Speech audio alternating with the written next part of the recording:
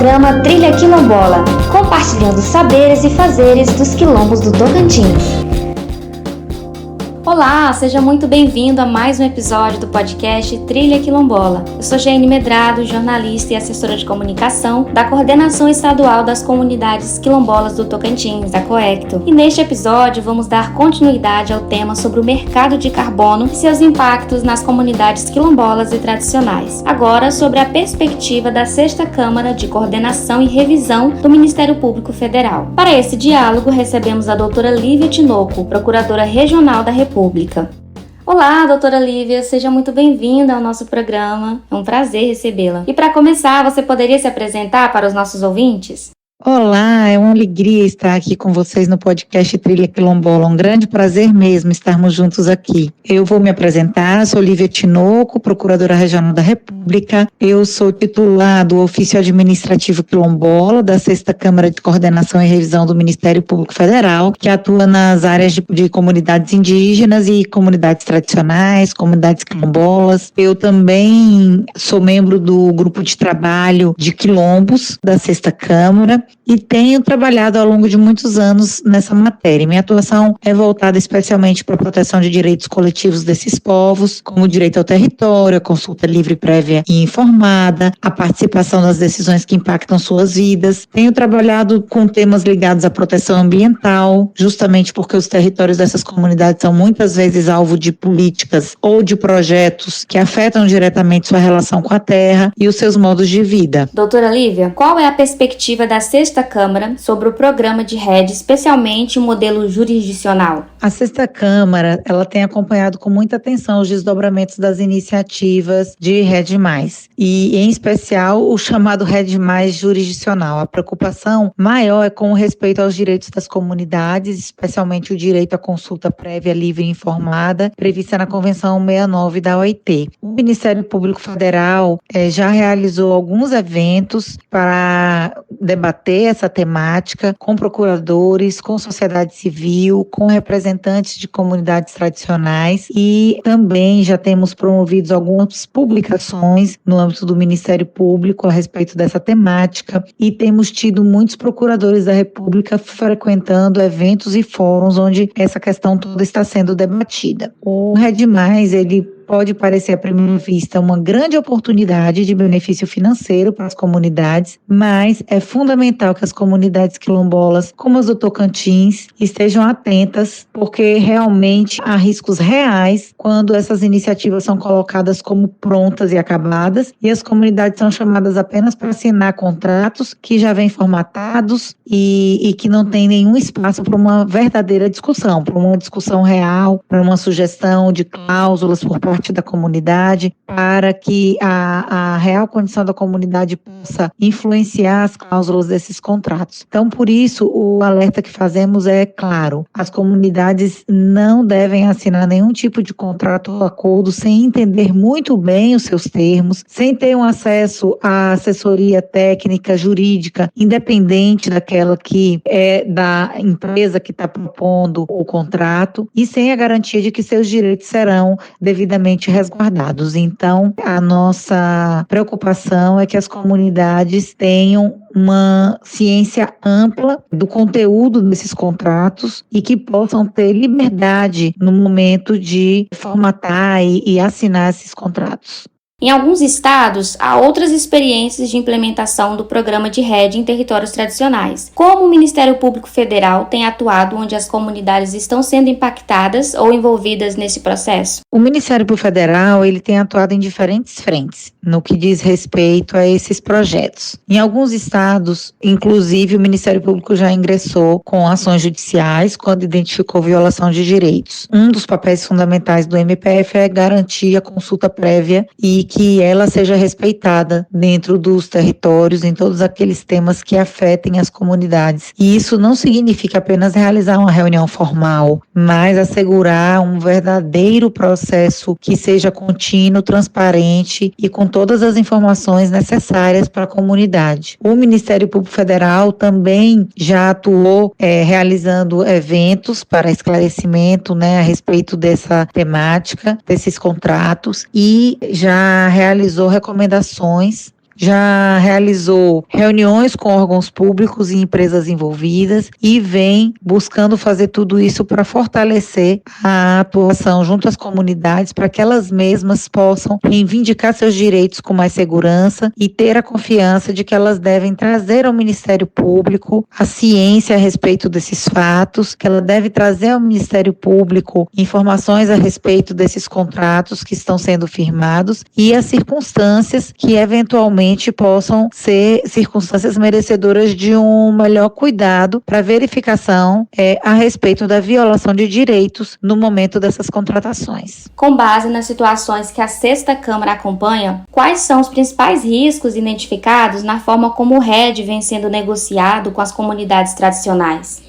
Olha, na nossa experiência e nesses eventos que nós temos debatido, esses contratos, nós já identificamos alguns riscos que são riscos comuns. Primeiro, é a ausência da consulta prévia, livre e informada verdadeira. Muitas vezes as empresas apresentam contratos prontos, com uma linguagem jurídica difícil, a comunidade sem nenhuma assessoria técnica jurídica se vê em dificuldades e às vezes acha que a disposição de financiamento, a disposição de pagamento é suficiente e encantada com essas ofertas econômicas, assina esses contratos sem que antes tenha sido realizada verdadeiramente a consulta prévia livre e informada, que é realmente aquilo que vai fazer com que a comunidade tenha uma ciência verdadeira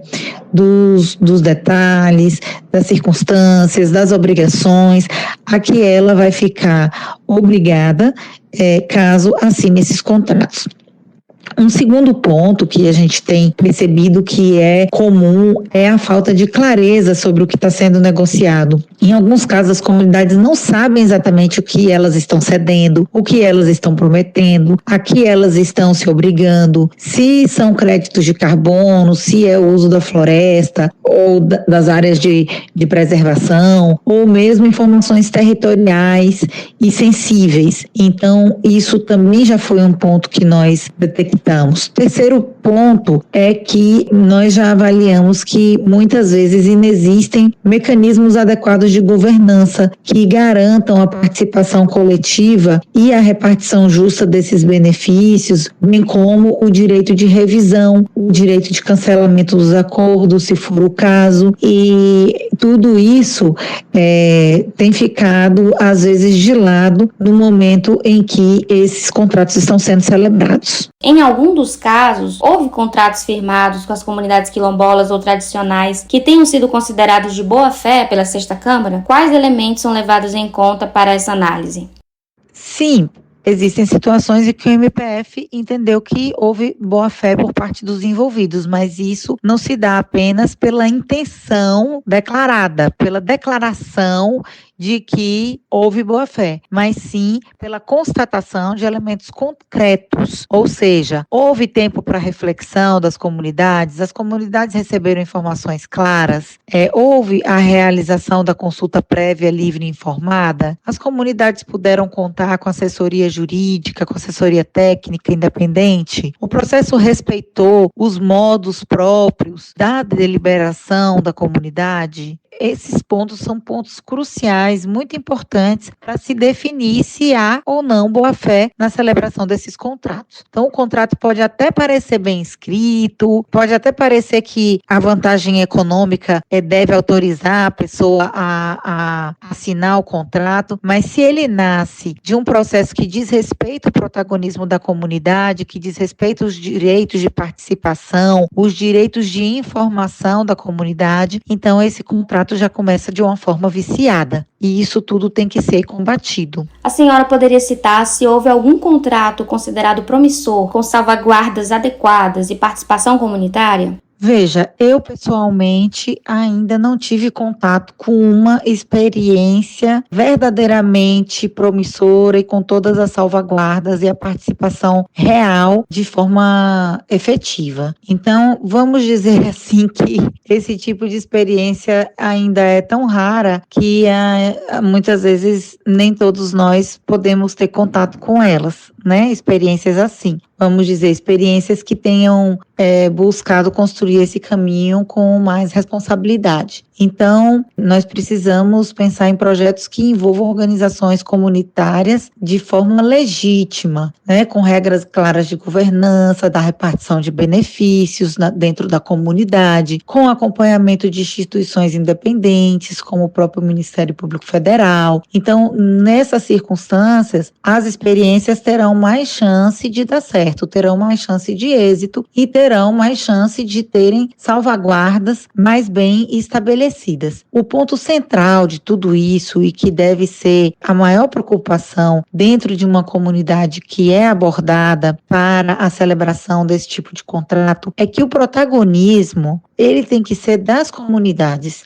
Ele não deve ser um protagonismo das empresas ou de governos, certo? Ele tem que contar com a verdadeira colaboração, participação da comunidade. Então, é esse protagonismo que nós esperamos que venha acontecer nesses projetos e nesses contratos. E para finalizar, doutora Lívia, eu gostaria de saber quais são os requisitos mínimos ou medidas indispensáveis para que a implementação de um programa de rede seja legítima, segura e que realmente beneficie as comunidades quilombolas, tradicionais e demais povos. Olha, num breve resumo assim do que seriam os requisitos mínimos, eu citaria primeiramente o reconhecimento do território. Sem ele, não há segurança jurídica para nenhuma negociação. Depois, a realização da consulta prévia, livre e informada, nos termos da Convenção 69, seguindo todos os seus requisitos, respeitando os protocolos de consulta, eventualmente já estabelecidos pela comunidade. Também é indispensável que haja uma assessoria técnica para a comunidade, uma assessoria jurídica independente daquela que é a da empresa ou do estado, do município, que está envolvido naquela celebração de contrato, eventualmente. O tempo adequado para deliberação, porque muitas vezes se quer que a assinatura seja feita a toque de caixa, né? Há uma pressão indevida.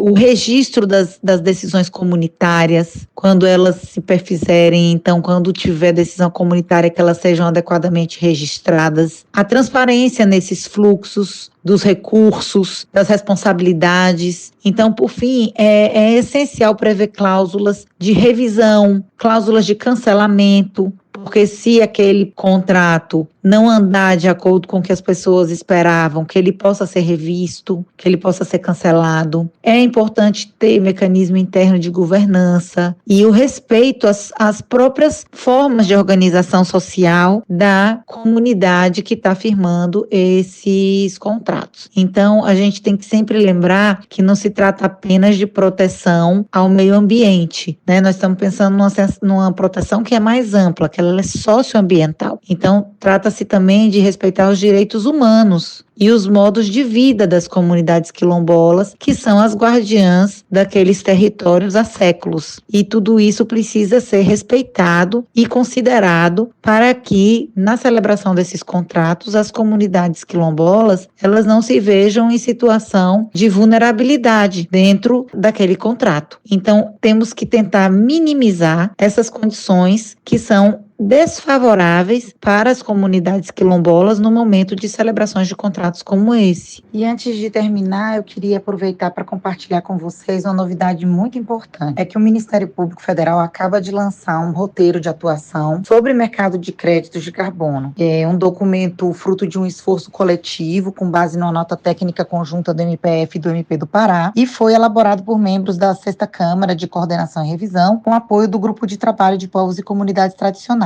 Mas por que esse roteiro de atuação é tão importante? Porque ele ele foi pensado como um guia prático para os membros do Ministério Público, especialmente aqueles que atuam junto a comunidades indígenas, quilombolas e comunidades tradicionais. Ele organiza as principais dúvidas, os riscos e orientações sobre esse tema complexo, que é o mercado de carbono, e traz ferramentas para que a atuação do Ministério Público seja cada vez mais qualificada, preventiva e protetiva dos direitos dessas populações. Esse documento trata de uma ampla variedade de temas, como natureza jurídica dos créditos de carbono, inclusive já à luz da nova Lei 15.042 de 2024, os diferentes tipos de RED+, e como funcionam os programas jurisdicionais ou privados, a necessidade de consulta livre, prévia e informada, a repartição justa de benefícios, a proteção de territórios tradicionalmente ocupados, a importância da transparência e do acesso à informação e até mesmo o acompanhamento de contratos e possíveis fraudes, que infelizmente a gente sabe que vem ocorrendo em várias regiões do país. O roteiro também destaca que muitos projetos são apresentados às comunidades como se fossem oportunidades, mas na verdade envolvem riscos graves, como contratos com cláusulas abusivas, ausência de garantia e desrespeito ao modo de vida tradicional das comunidades. Então, essa atuação do MPF é muito necessária para garantir que antes de qualquer assinatura as comunidades tenham informação adequada, assessoria técnica, tempo para refletir e respeito às suas formas próprias de decisão. Então, o roteiro deixa claro que não se trata apenas de carbono, floresta ou clima. Trata-se de direitos de memória, direitos ao território e de justiça. Então, se você quiser e todos os que vão ouvir o podcast tiverem interesse em conhecer mais esse trabalho, o documento está disponível no site do MPF e ele vai continuar sendo aprimorado a partir das vivências de quem atua diretamente com as comunidades.